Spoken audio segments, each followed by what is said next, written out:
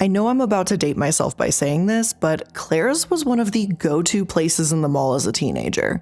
Maybe you preferred Hot Topic or Newbury Comics, but if you wanted jewelry that wouldn't cost your entire allowance, phone accessories for your brand new pink razor, or the latest collection of snap bracelets, then Claire's was the place to be. I realize that saying all of that out loud has probably made me sound ancient as all hell, but just bear with me on this. Retail executive Bruce Gaslow, who worked for Claire's for decades, admits that yeah, it was a place of firsts for so many kids. Whether it was a first ear piercing, your first attempt to express yourself with makeup, or your first time going into a store and absolutely going nuts with no parents involved, it was a childhood shaping experience.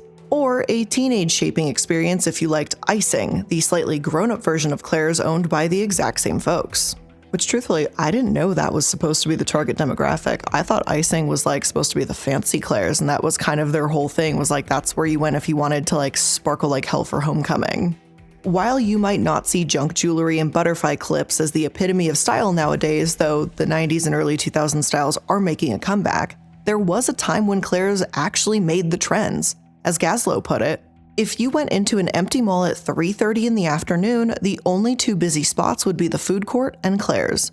Not bad for a shop that's been around for about 50 years and originated in wigs. And yeah, you heard me right. The hat store chain that once sold trendy fake hair, known as Claire's Boutiques, was brought up in 1973 and rebranded to sell jewelry. Their buyer, Fashion Tress Industries, eventually shaped them into what we see today. And that's why, after being this fashion icon for teens and kids for so long, it seems almost impossible that they're going down the tubes. Stores are closing, debt was piling on, mall traffic has plummeted, failure was all but certain, right? And yet, no sooner did they start to become this relic of the past, Claire's has been making a comeback. As Marketplace put it, they went from bankruptcy to IPO, or initial public offering, scrunchies are in again, and 90s fashion is returning. But here's the question on my mind, and perhaps yours as well. Should Claire's make a comeback? Or maybe, are they better left in the past? Between asbestos and makeup and controversial ear-piercing policies, maybe Claire's is a 90s trend that we should leave behind. And that's what we're going to find out on today's episode of The Corporate Casket. But before we jump into it, I just want to remind you that I actually do have a Patreon, in case you were wondering. It's patreon.com/iilluminaughtii, and literally just today, if you are at the corporate mortician tier or higher, we just released a brand new episode. Today's episode is going to be about the McClure and Bobbitt scam. If you want to learn more about this scam and how it unfolded, make sure to head over to patreon.com/iilluminaughtii. Links will be in the description.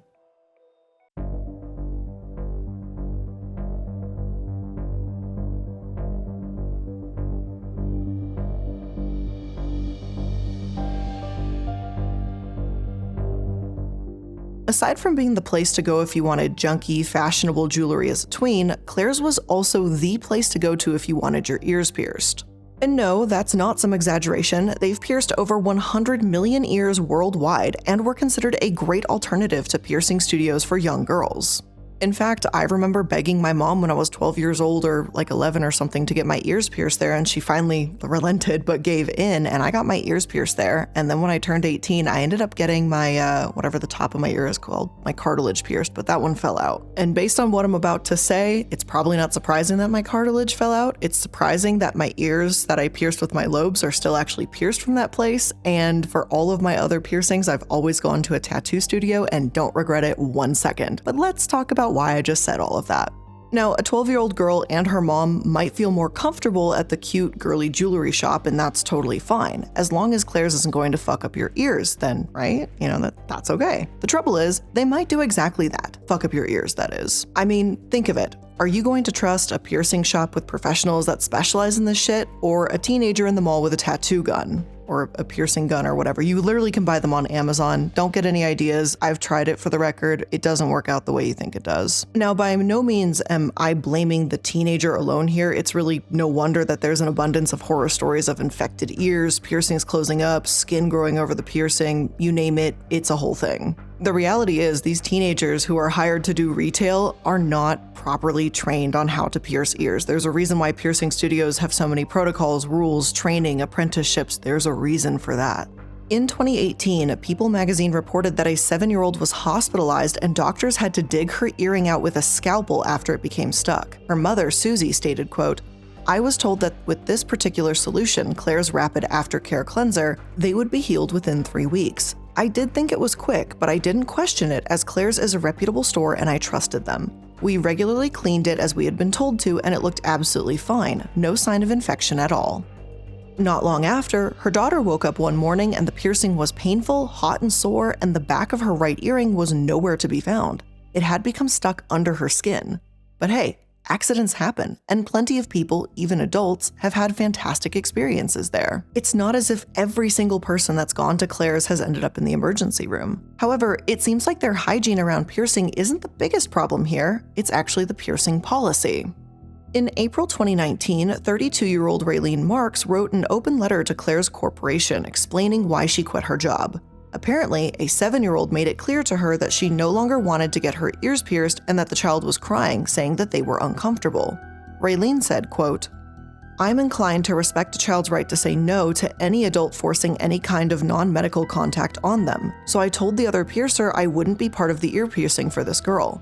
Though the child and her mom left without getting the piercing done, Raylene's manager allegedly told her the following day that if the mother insisted next time, she had no choice but to go through with it. Raylene asked a clarifying question, quote, "So if a mother is physically restraining her daughter, holding her down and saying, 'Do it,' while that little girl cries and asks me not to, do I do the piercing?" Allegedly, her boss said yes, which is downright horrifying. This is absolutely disgusting. It's not as if an ear piercing is a medically necessary procedure by any stretch of the imagination. It's one thing if a little kid hates the dentist or something, but those appointments are necessary and you've ideally got a medical professional working with your child. But an ear piercing? Why would a parent push this so hard? What, because they want little Susie to be able to wear pretty earrings for a beauty pageant or something? I don't get it. If a parent forces their child to get ear piercings even when they don't want to, it's sending the message loud and clear that their right to say no means nothing. Kids can and do change their minds, and if they change it again and want the piercing at another time, that's fine. The Claire's employee can easily suggest that they come back another time if the child is ready again instead of forcing it on them.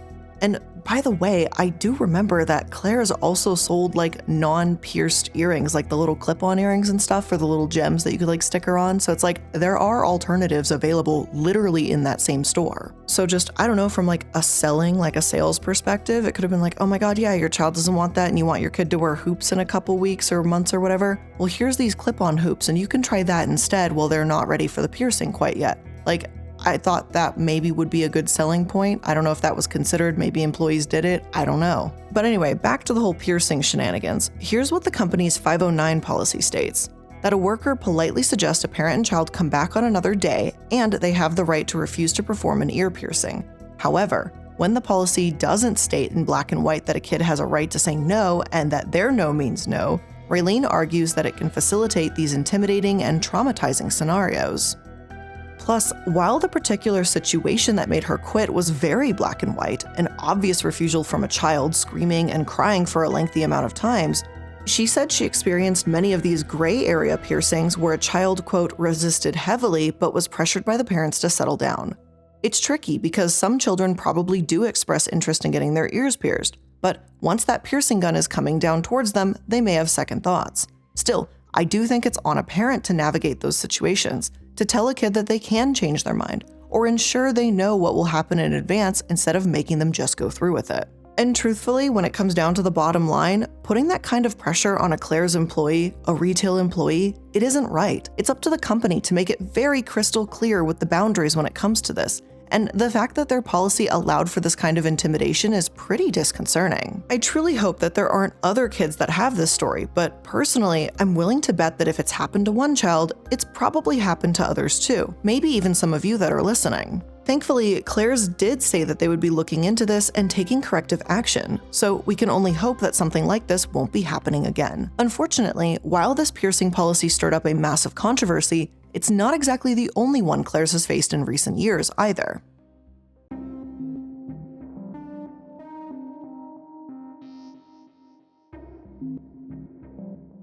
The other massive controversy with Claire's happened about 4 years ago when asbestos was found in their makeup.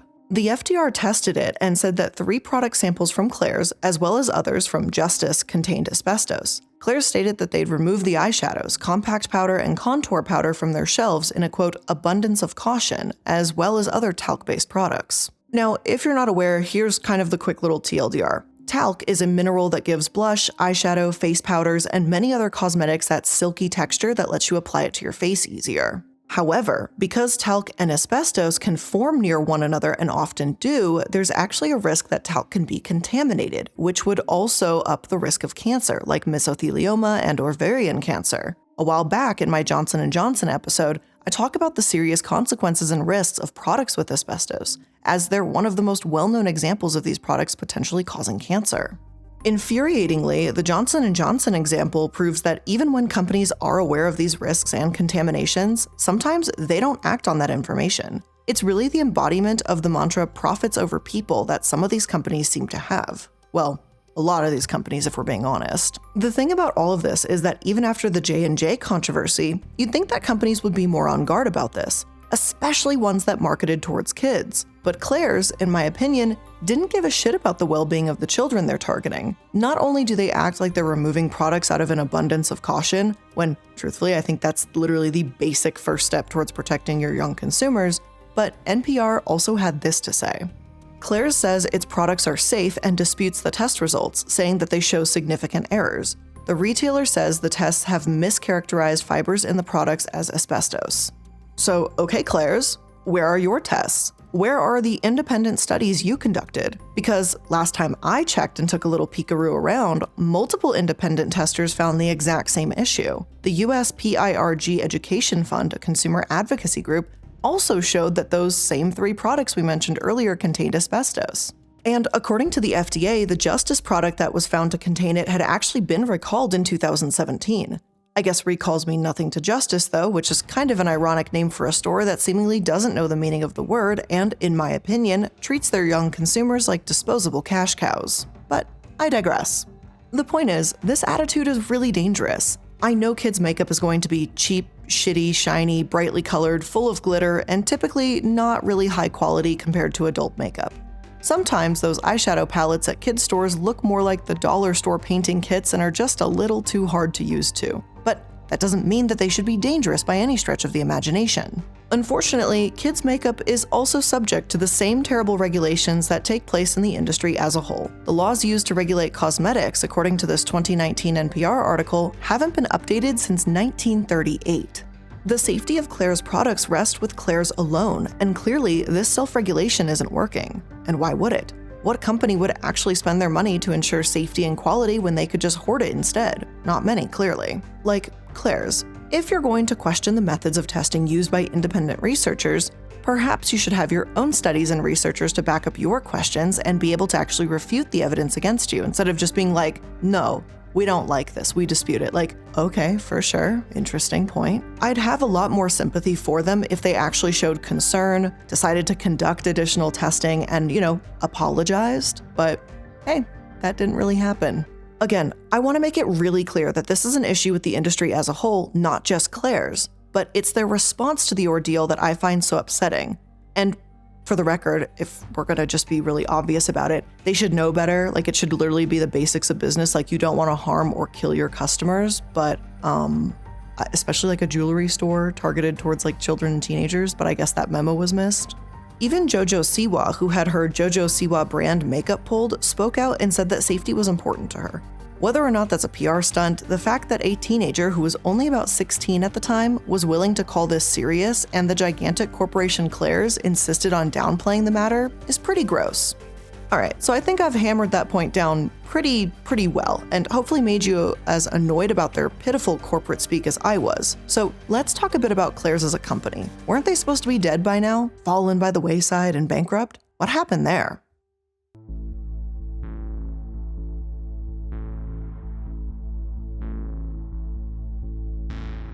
Claire's filed for Chapter 11 bankruptcy in 2018. They sell cheap jewelry you can easily find on Amazon. It doesn't really seem like this came as a surprise to anyone, honestly. Plenty of mall regulars have been doing the same thing over the years, as those 90s malls from millennials' childhoods are all dying. Gymboree, The Limited, and Payless Shoes have all turned to bankruptcy too. It only seemed like a matter of time before Claire's joined the ever-growing list. There were a few things that Claire's hoped would make it, quote, Amazon-proof though, like the fact that you can't pierce your ears at home. Well, like I said earlier, you can order a piercing gun and try it, but again, I don't think I'd recommend that to anybody. With Claire's 97.7% owner Apollo being over $2 billion in debt around 2017, all their talk of debt slashing and budgets really just sounded like prolonging the inevitable. Some, like chief retail analyst at the NPD Group market research firm, which what a name, Marshall Cohen, said that Claire's did seem strong enough to recover. He told the New York Times, quote, "Claire's at least is not behind the 8 ball yet. They can still regain momentum. They just have to recognize that consumers have changed in a dramatic way." But the shift they'd have to make would be very dramatic, to the point where some really didn't think they could actually pull it off. Vice argued in 2020 that Claire's simply didn't appeal to Gen Z, and since they're aimed at kids and teens, relevancy is absolutely crucial to their brand. While the colorful earrings and best friend necklaces have remained pretty popular throughout the years, Gen Z is arguably more aware of their environmental impact than any other generation has been at their age. Emily Boodle at Vice wrote, "Gen Z are well aware of the sacrifice of quality that comes with low prices, and in turn the impact of that low quality." Susanna, who's 17 and lives in South London, doesn't shop in Claire's because she finds it a bit cheap and tacky. "I like to buy from local businesses or Etsy or Depop," she tells me. "It's much more sustainable. I don't think Claire's is particularly eco-friendly." A 12-year-old Lula was also interviewed for the article, and she said that she tries to buy things with less plastic packaging than Claire's, but they're not very good with plastic, and it makes her want to shop there less frequently. So first of all, good on these kiddos, like seriously. I don't know about any of you, but when I was 12, I don't think I was really super hopped up on looking into sustainable products. I don't even think I really understood what that meant. So I think it's commendable that younger generations are putting some thought and care into where they put their money. And well, that just isn't Claire's. Costume jewelry that can break or tarnish easily isn't typically made from organic or biodegradable products. It's cheap, junky, colorful stuff, let's just be real here. And as Vice puts it, the youth of today want more than squidgy, spiky balls. Claire's themselves have not seen it this way though, and they've continued to blame dying shopping malls for their bankruptcy woes. At times, they've had moments of awareness, like when one of their CEOs told the Chicago Tribune, "We are failing to reinvent ourselves for the 21st century, failing to change with the times, and quite frankly, got left behind by the customer." So, Claire's died. The end. See you next episode, right? No. Because the 90s are back, baby, and this time for Gen Z to enjoy. And what better way to love the 90s than by going to, you guessed it, Claire's. And before we take a look at the Claire's revival and comeback, let's just take a quick moment to thank today's very special sponsor. After years of fine print contracts and getting ripped off by big wireless providers, if we've learned anything, it's that there's always a catch. So when I first heard that Mint Mobile offers premium wireless at just $15, I thought, but what's the catch? And that's the best part. There isn't one. After talking to them and using their service for over 2.5 years now, I found this out firsthand, and I'm never going back. Mint Mobile's secret sauce is that they're the first company to sell wireless service online only. And I definitely remember what it was like with my old provider. Oh boy, do I. Paying an arm and a leg just to get the basic phone plans. But Mint Mobile really is only $15 for unlimited talk and text. Plus, you get high-speed data delivered on the nation's largest 5G network, so you don't have to compromise quality for cost. Don't pay a ridiculous amount of money on your phone bill. Instead, switch to Mint Mobile. They're the experts on spring cleaning when it comes to cell service. So why bother keeping the lights on in brick-and-mortar shops and spending thousands on rent just to keep a shop open in the middle of the mall? Instead, just like how you vacuum under your couch and dust the top of those bookshelves, Mint Mobile tosses those retail charges in the trash. And they do it all without getting rid of their excellent customer service. Besides, real talk for a minute here, who wants to go to a phone store in person to look at a new device and deal with any of those high-pressure sales tactic gimmicks to try and force you to get a new phone and all of that? With Mint Mobile, you can shop and compare the variety of phones they have in stock and have it shipped right to your door. All of their plans come with unlimited talk and text and high-speed data delivered on the nation's largest 5G network too. And of course, you can even keep your own device and switch in minutes using eSIM. Because changing your provider shouldn't be some hair-tearing event. While a thorough spring cleaning makes even the stinkiest of boys smell good, don't forget about cleaning up your messy phone bill and getting rid of those pesky hidden fees and expensive bills. Now that Casper's switched, he doesn't just look good, but he sounds even better. And all thanks to Mint Mobile. So to get your new wireless plan for just $15 a month and get the plan shipped to your door for free, make sure you go to mintmobile.com/Casper. Again, that's mintmobile.com/Casper. Cut your wireless bill to $15 a month at mintmobile.com/Casper.